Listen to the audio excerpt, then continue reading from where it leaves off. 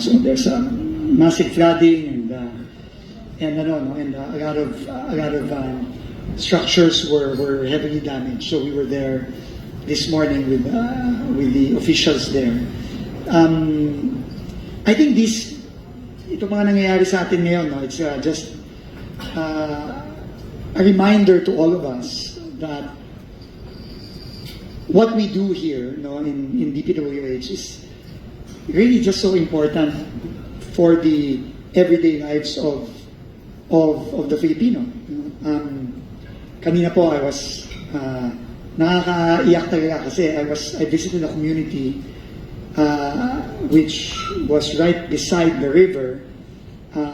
There was an unfinished dike. There was an unfinished revetment. And of course, the river rumagasa at 11 p.m. Starting 11 p.m. to 3 a.m. yung pinaka mabigat na downpour. And thankfully there were minimal deaths, but I mean the houses were all destroyed. Talagang in the middle of the night, while the citizens were sleeping, talagang kinain yung mga bahay nila nung river, nung Iligan River. No, and it just shows how important it is that we do the right thing. No, that we implement these projects in the most honest, with the highest quality, the best plans, because the consequences are disastrous. Buhay po ang pinag-uusapan natin dito. No? It's not just a bridge or a flood control or a dike or a road. These are people's lives that we're dealing with here. And this is what I tell the team here at DPWH, from the undersecretaries here down to the project engineers, na buhay ang pinag-uusapan po natin dito. Isang pagkakamali, isang substandard na project, worse, isang ghost project, buhay po ang pinag-uusapan natin dito. No? And the loss of life, that is has been a consequence of what we've seen for years, decades maybe, is really something unacceptable. No, that's why I'm very, very thankful to President Donald and the entire team,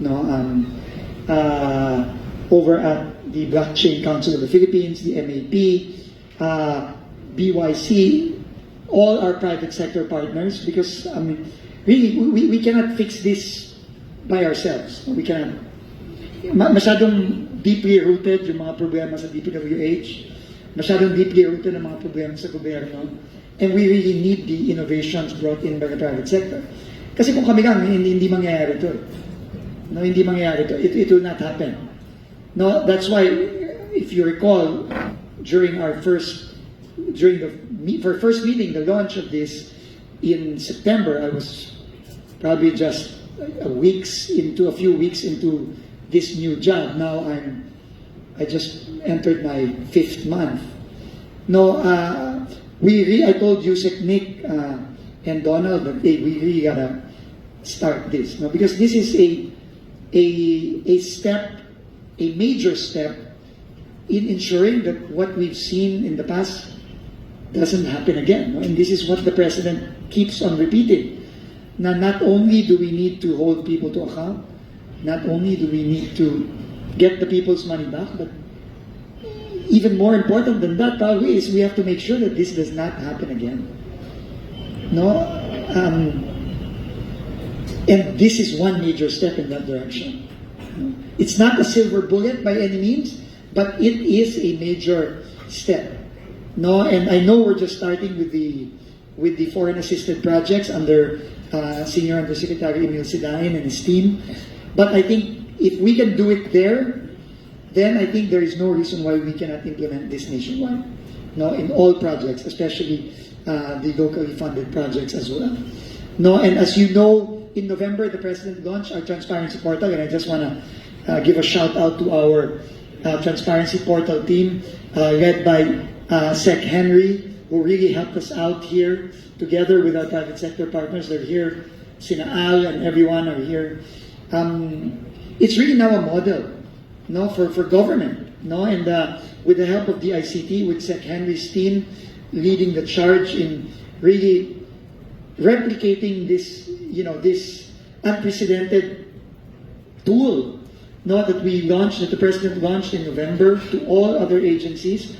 I think this is the, together with the integrity chain efforts, with the efforts of the Blockchain Council, and now with the president declaring the Cadena Bill as a legislative priority, no, thanks to the efforts of Senator Bam Aquino, who has really pushed for this.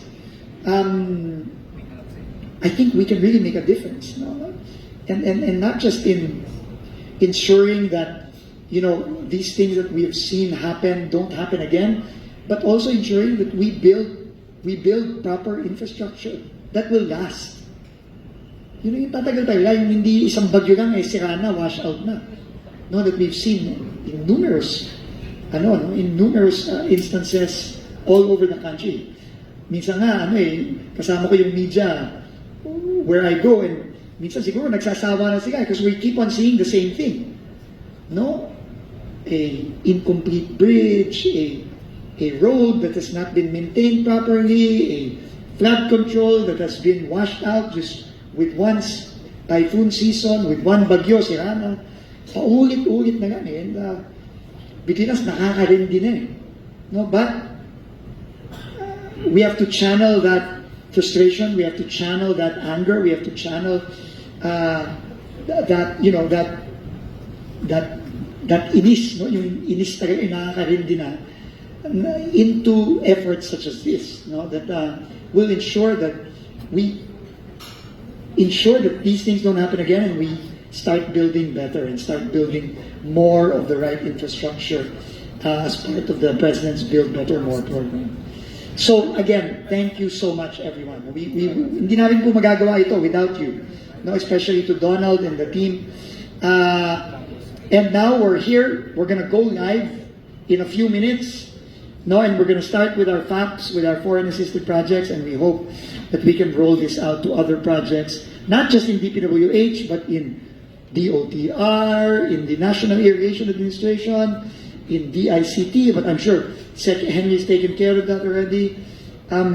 Even in the local government units, no, where we want to implement our projects as well. We want them as our partners as well.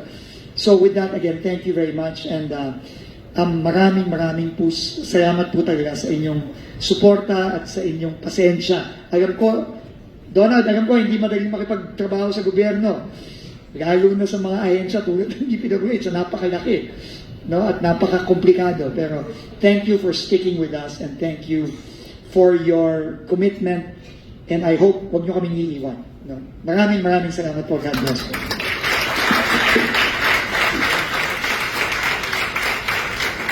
Maraming salamat.